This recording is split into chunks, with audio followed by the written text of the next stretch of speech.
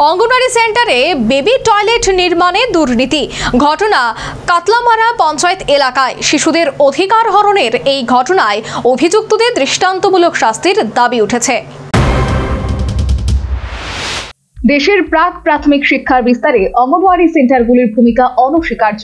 আর সেই দিকে লক্ষ্য রেখে কেন্দ্র ও রাজ্য সরকার অঙ্গনওয়াড়ি সেন্টারগুলির পরিকাঠামো উন্নয়নে বিশেষ নজর দিয়েছে, কিন্তু অঙ্গনওয়াড়ি সেন্টারের চলছে পরিকাঠামো উন্নয়নের নামে দুর্নীতি।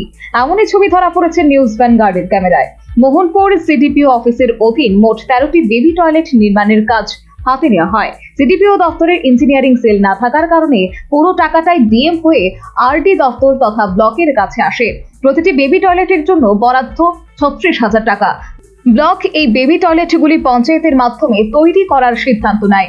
এই হিসেবে কাতলামারা গ্রাম পঞ্চায়েতের ঢাকাইয়াপাড়া অঙ্গনওয়াড়ি কেন্দ্রে একটি বেবি টয়লেট নির্মাণ করার উদ্যোগ গ্রহণ করে পঞ্চায়েত। কিন্তু বৃহস্পতিবার কাতলামারা গ্রাম পঞ্চায়েতের ঢাকাইয়াপাড়া অঙ্গনওয়াড়ি কেন্দ্রে গিয়ে দেখা যায় পুরনো লেট্রিন রং করে পুরো টাকাটাই গিলে খাওয়ার পরিকল্পনা করে। এই বিষয়ে অঙ্গনওয়াড়ি দিদিমণি বর্ণালী সাহা জানান, পুরনো লেট্রিনটিকে রং দিয়ে কোনোভাবে নতুন রূপ দেওয়া হয়েছে। ঠিক হইতাছে, লেট্রিনের কাজ ঠিক হয়েছে, এখন দরজা ঠিক হইব, তারপর রান্না করব। লেট্রিনটা যে করা হয়েছে এটা কি নতুন করা হয়েছে নাকি এটা পুরানটাই ঠিক করা হয়েছে? না, পুরানটাই ঠিক করা হয়েছে। পুরানটাই, কিন্তু এটা তো আসলে বেবি টয়লেট নতুন কনস্ট্রাকশন হওয়ার কথা, এটা জানেননি আপনি? এটা তো এরকম আমরা শুনছি, এটা করলি, কিন্তু এখানে কিতা হয়েছে না হয়েছে আমি জানি না, কিন্তু পুরানটাই নতুন করা হয়েছে। এই বিষয়ে কাতলামারা গ্রাম পঞ্চায়েত সেক্রেটারি জানান, তিনি বিষয়টি ইন্সপেকশন করেননি।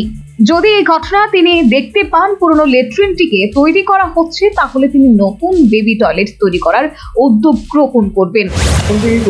আমাদের এই যে 36,000 টাকার যে ঢাকাই করা লেট্রিনটা, এটার ওয়ার্ক অর্ডার হয়েছে, হার্ডি মেটেরিয়ালস বলতেছে, এখন হার্ডি মেটেরিয়ালসই আনা হয়েছে না।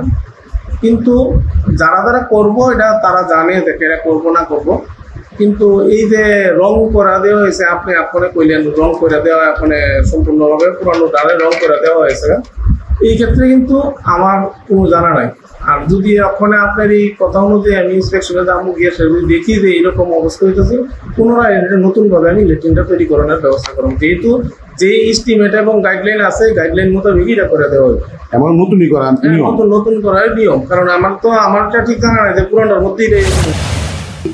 কাতলামারা গ্রাম পঞ্চায়েতের ঢাকাইয়াপাড়া অঙ্গনওয়াড়ি সেন্টারে বেবি টয়লেট নির্মাণে এই যদি অবস্থা হয়, তাহলে মোহনপুর সিডিপিও অফিসের অন্তর্গত বাকি 12টি বেবি টয়লেট নির্মাণে কি অবস্থা তা নিয়ে কিন্তু কান পাতলেই শোনা হচ্ছে নানা গুঞ্জন।